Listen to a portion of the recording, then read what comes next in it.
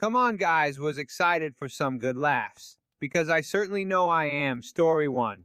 So this one night when I was in high school, I was with some friends tearing down their school's theater for renovation. We finally finished somewhere around midnight, or a little later, and decided to go to a hop for some pancakes after. Imagine 3 kids in high school and 1 kid in middle school, friend's little brother, driving on mostly empty streets, in the wee hours of morning. We pass a cop coming up on a red light, at which we need to turn left. While passing the cop, my friend, the driver, waved at the cop. We pull up to the stoplight, and the cop gets behind us. The light turns green and we proceed, and the cop stays behind us. He followed us into the neighboring township all the way to the hop. He then pulls behind us, blocking us in, and turns on his lights. Mind you, this is now taking place out of his jurisdiction. Perplexed, I looked at the driver. He said, half joking, "I bet they think we stole the car." It's here that I pause this story to tell you that he purchased the car the day before this incident.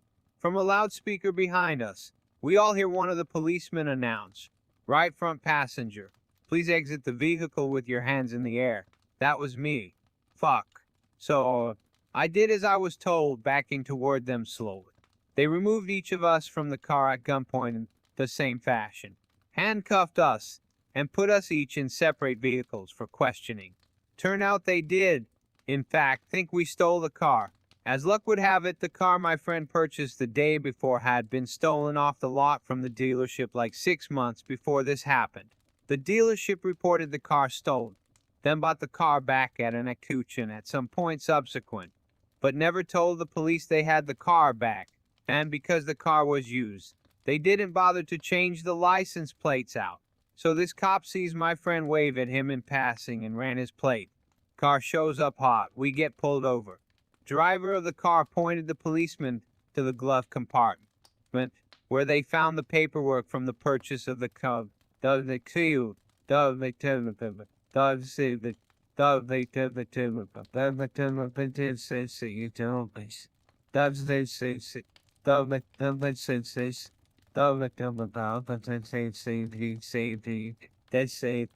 by the time all this transpires, it's like 3 a.m., and we were not only pissed but also fucking starving, and had to wake up my friend's mom to pick us up. And we weren't even drunk. Well, what a series of events. It was kinda funny, but not a laugh type of funny, my good brother.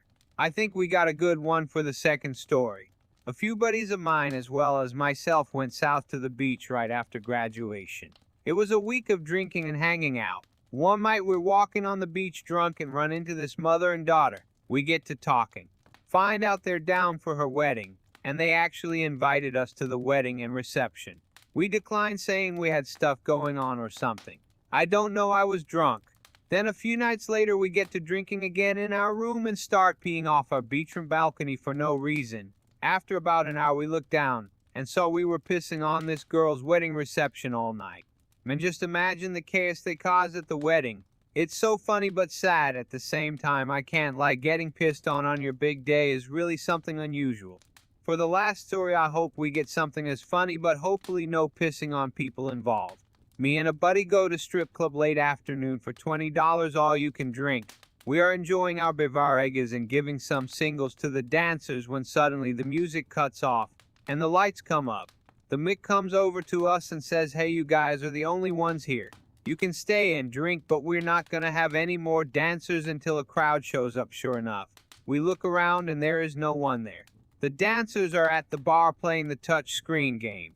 So we sit there drinking our drinks, joking with the cocktail waitress as she brings us drinks and watching some karate competition on the local news channel. One of the better looking dancers comes up and is talking to us when suddenly one of the other dancers, who was kind of a train wreck, comes up. I had given her a couple pity dollars as she was dancing earlier.